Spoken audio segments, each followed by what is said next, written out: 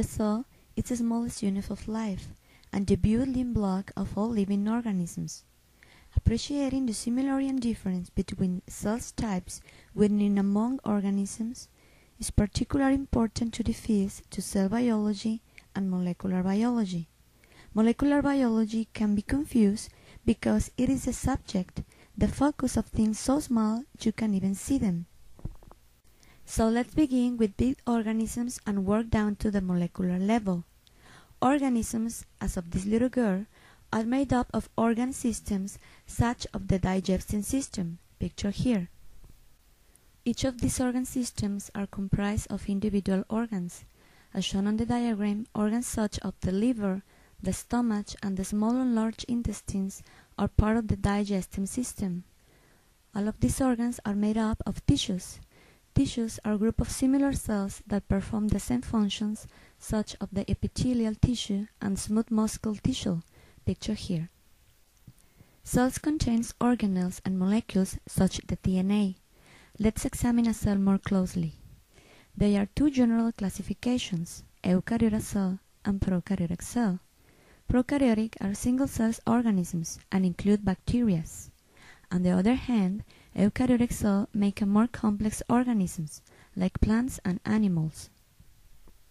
Prokaryotic cells lack a membrane-bound nucleus, so the DNA, which is usually a single circular molecule, floats in the cytoplasm of the cell.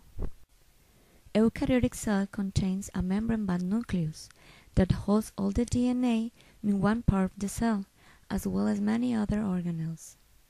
Understanding the inner working of the cell, it's helpful to think of the cell like in a mini city. Just like in a city, a cell is made up of many parts that have their own functions. In the cell, its parts are called organelles. Each one I will explain next. A plasma cell membrane is made up of a phospholipid bilayer. The bilayer surrounds the cell, protecting it and functions as a gate that allows molecules into and out of the cell. In our cell, the cell membrane will be like a large fence surrounding the city that only allows certain molecules to go in and out of the cell. The nucleus is the capital building of the city because it functions as the control center of the cell and the house of the genetic information, giving instructions for what the cell is supposed to do. The mitochondria functions as the powerhouse of the cell, producing the energy the cell needs to perform its duties. This is just like a power plant providing energy of the city to use. The energy currency of the cell is ATP. The ribosomes act as factories which translate the genetic information, or DNA, from the nucleus into usable proteins molecules. The Golgi functions as a post office in the cell and packages and modifies the protein. The endoplasmic reticulum is the highway in the cell.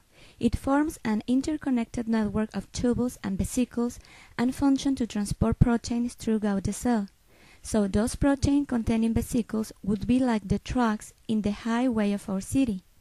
Many of the protein-produced ribosomes are located in the endoplasmic reticulum.